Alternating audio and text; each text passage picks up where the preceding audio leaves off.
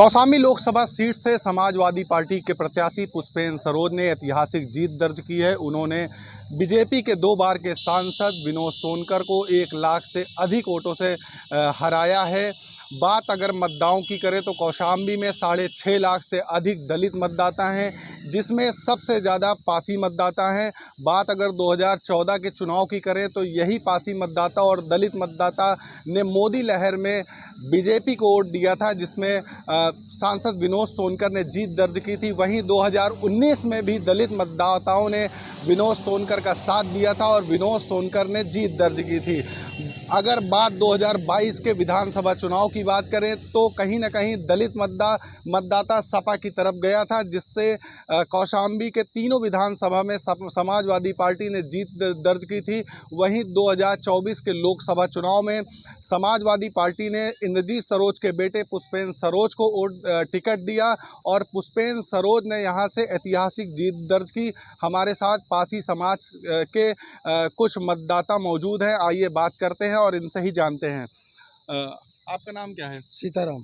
सीताराम जी, हमें ये बताइए कि 2014 से लेकर लगातार जो पासी समाज का वोटर्स है वो लगातार बीजेपी को वोट देता रहा है, और आखिर ऐसा क्या हुआ कि जो है 2024 में आप लोगों को पुष्पेंद्र सरोज को वोट देना पड़ा और आप लोगों ने साइकिल की सवारी कर ली?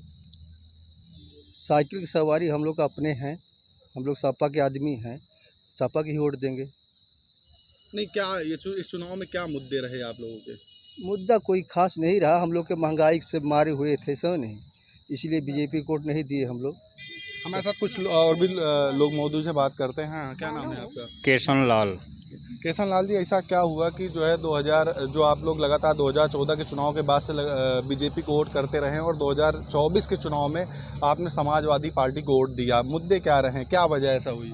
वर्तमान सांसद विनोद सोनकर जी 10 साल यहाँ पर सांसद थे, और जब इधर चुनाव की शुरुआत हुई तो उन्होंने एक चुनौती दिया। चुनौती क्या दिया कि हमने बाप को हराया है और बेटे को भी हराएंगे।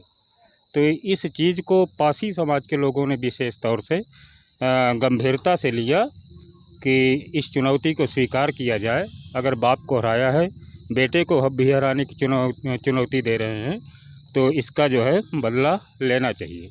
दूसरा, जब से बीजेपी सरकार आई है, बीजेपी सरकार केवल घोषणाओं की सरकार है, वो घोषणा ज़्यादा करती है।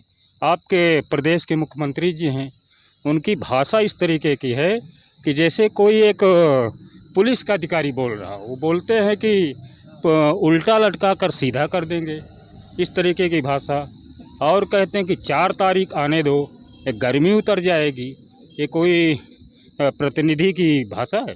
ऐसी भाषा बोलना चाहिए। दूसरा, ये घोषणा केवल करते हैं और जो मूल समस्या है जनता की, किसानों की समस्या है, छात्रों की समस्या है, बेरोजगारों की समस्या है, उस पर कोई अमल नहीं करते हैं, केवल घोषणा करते हैं।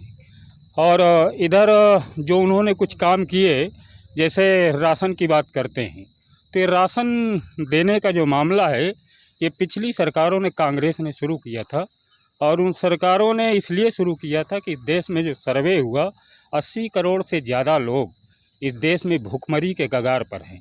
तो मजबूर होकर भारतीय संविधान में जो नीति निर्देशक तत्व है उसके तहत लोगों को सरकार की जिम्मेदारी होती है, वो किसी की भी सरकार रहे, लोगों की सुरक्षा करना चाहिए, लोगों को रोज़गार देना चाहिए और सारी सुख सुविधा उपलब्ध कराना चाहिए।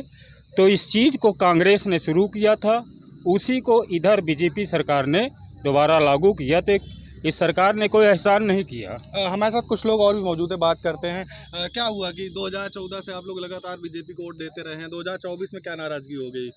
2024 में नाराज़गी ये हो गई कि हम लोगों ने 2014 से कौशाम्बी लोकसभा की अगर मैं बात करूं तो आपको ये बता दूं कि जब से इस लोकसभा का गठन हुआ होगा तब से इस कौशाम्बी लोकसभा में पासी ही सांसद रहे हैं। लेकिन 2014 में ये हुआ कि मोदी जी के अच्छे दिन के वादे और अच्छे दिन लाएंगे, काला धन लाएंगे, बेरोजगारी ख़त्म करेंगे, 2 करोड़ नौकरियां देंगे। तो इस मुद्दे में, इस लालच में कौशाम्बी लोकसभा की जनता ने अनजान आदमी को, जो विनोद सोनकर को कोई नहीं जानता था कौशाम्बी में, उसको मोदी लहर में सांसद बना दिया। फिर 19 में ये दोबारा रिपीट कर गए, दोबारा फिर ये बन गए। लेकिन इनके जो कार्यशैली रहे 10 साल में, इन्होंने केवल झूठ का काम किया और कुछ काम नहीं किया इस देश में। मतलब इस लोकसभा में नौजवानों के लिए कोई काम नहीं किया, ना तो बेरोजगारी ख़त्म किया, ना ही मजदूरों के लिए कोई काम किया और ना ही कोई ऐसा रोजगार का काम किया, और उल्टा ही सारे समाज के लोगों को, चाहे पासी समाज का घर गिरा दिया हो। आप लोगों ने मीडिया के लोग जानते होंगे, जितेंद्र सोनकर जिला पंचायत सदस्य रहे, उनके घर को गिरा दिया। हाँ, क्या पासी समाज में नाराजगी थी विनोद सोनकर को लेकर या बीजेपी को लेकर? तो इस तरीके से तमाम पासी समाज को इन लोगों ने हिट किया, टारगेट किया, और दूसरे जाति के लोगों को भी इन्होंने अपमानित किया। तो इस वजह से इस बार जो है कौशाम्बी लोकसभा की जनता ने विनोद सोनकर को हटाने के लिए और इस देश में भाजपा को हटाने के लिए, संविधान बचाने के लिए, और जिस तरीके से भाजपा के सांसदों का, भाजपा के नेताओं का लगातार हम लोग बयान सुनते रहे, देखते रहे, देश की जनता सुनती रही कि अगर इस बार हम 400 पार हो गए तो संविधान बदल देंगे, लोकतंत्र ख़त्म कर देंगे। और दूसरी एक सबसे बड़ी समस्या इस देश की नौजवानों की, जो फौज में इन लोगों ने, भाजपा के लोगों ने, मोदी जी ने अग्निवीर योजना लाई, इससे इस देश का नौजवान काफ़ी नाराज़ रहा, और ख़ासकर कौशाम्बी का नौजवान। इसलिए इस बार कौशाम्बी में पासियों ने, विशेषकर लगभग 4.5 लाख मतदाता पासी है, उन लोगों ने इस अपने पासी समाज के 25 साल के नौजवान को सांसद बनाने का संकल्प लिया और भारत के संसदीय इतिहास में कौशाम्बी का नाम दर्ज कर दिया कि हम पासी समाज कौशाम्बी का जागरूक है, और 25 साल के अपने समाज के नौजवान को देश की सबसे बड़ी सदन में भेजने का काम किया। हमारे साथ कुछ और भी लोग मौजूद हैं, ये बात करते हैं। क्या नाम है आपका? दीपक कुमार। क्या हुआ, बीजेपी से नाराजगी और जो है साइकिल पे आप लोग को सवारी करनी पड़ी, क्या वजह थी? झूठों के बाजार लगाते हैं ये मोदी सरकार जो है, और ये विनोद सोनकर जो है 10 साल कहीं दिखाई नहीं जीतने के बाद, और यहाँ पे इतना गुंडागर्दी हो, कहीं इसकी ज़मीन कहीं उसकी ज़मीन, और देखिए मेहता की ज़मीन जो है हड़प ली है। ये क्या कर रहे हैं? केवल यहाँ गुंडागर्दी कर रहे हैं। तो बीजेपी तो कह रही है हम राशन बांट रहे हैं और गुंडा माफियाओं को सबको जेल भेज दिया। यही तो है गुंडा राज। देखिए ज़मीन हड़प रहे हैं। अब गुंडा कौन है? यहाँ जनता है कि वो कहते खुद हैं? इस समय तो गुंडा वो बन चुके हैं। जमीन अभी ये बोले कि महंगाई बहुत है, बेरोजगारी बहुत है, नौकरी नहीं मिली। ये तो है, ये संविधान भी खतरे में है, क्योंकि अब की बार जो है अगर जीत जाती ये सरकार, तब के संविधान जो है खतरे में चली जाती है। पासी समाज ने कहीं ना कहीं संविधान को लेकर खतरा, उनके जो नेताओं के बयान थे वो कहीं ना कहीं पासी समाज में जो है बहुत ज़्यादा देखने को मिल रहे हैं। हमारे साथ और भी लोग मौजूद हैं, ये बात करते हैं। क्या नाम है आपका? शिवचरण सरोज नाम। शिवचरण जी, क्या ऐसा हुआ कि 2014 के बाद से लगातार आप लोग बीजेपी को वोट देते रहे हैं, 2024 में ऐसी क्या नाराज़गी हो गई? इस बार जो बीजेपी सरकार ने 400 पार का आंकड़ा जो पब्लिक के बीच लाया, संविधान बचाने के विरोध में, जो पासी समाज है, ये पिछड़ा वर्ग है, उन्होंने इस बार सपा सरकार को खुल के समर्थन किया। और विशेष मुद्दा महंगाई, बेरोजगारी, जो प्रेजेंट टाइम में सांसद विनोद सोनकर थे, 10 साल उन्होंने कोई विकास नहीं किया, और उन्होंने खाली ज़मीन का जो है हड़पने का काम किया। और जब उन्होंने कहा कि हम इस बाप को हराए हैं, इस बार बेटों को भी हराएंगे, तो पासी समाज जागरूक हो चुका था कि इस बार जो है इनकी औकात दिखा दे। वो तो कह रहे हैं कि हम 5 किलो राशन दे रहे हैं और जो है गरीबों का इलाज करा रहे हैं, आपका मेडिकल कॉलेज बन गया, बहुत सारा तमाम विकास किया है। ये तो योजनाएं बहुत पहले से लागू है, कांग्रेस सरकार ने लागू किया था। ये तो इनका एक जुमला है कि हम 5 किलो राशन दे रहे हैं। ये कोई पहली बार तो ऐसा हुआ नहीं है कि मोदी सरकार में 5 किलो राशन फ्री दिया जा रहा है। हमारे साथ कुछ और भी लोग मौजूद हैं, ये बात करते हैं। क्या नाम है आपका? उदयभान सरोज। क्या हुआ, क्यों नहीं वोट दिए? वोट इसलिए नहीं दिए कि आज 2014 से 2024 हो गया, आज तक हम लोग भूखे मर रहे हैं। 5 किलो राशन नहीं दे रहे हैं, 5 किलो की जान ले रहे हैं। और विनोद सोनकर को इसलिए हटाया गया है कि उन्होंने मुद्दा दिया है कि इलेक्शन आने वाले समय में अगर हम जीत दिखाएंगे तो उल्टा टंगवा देंगे।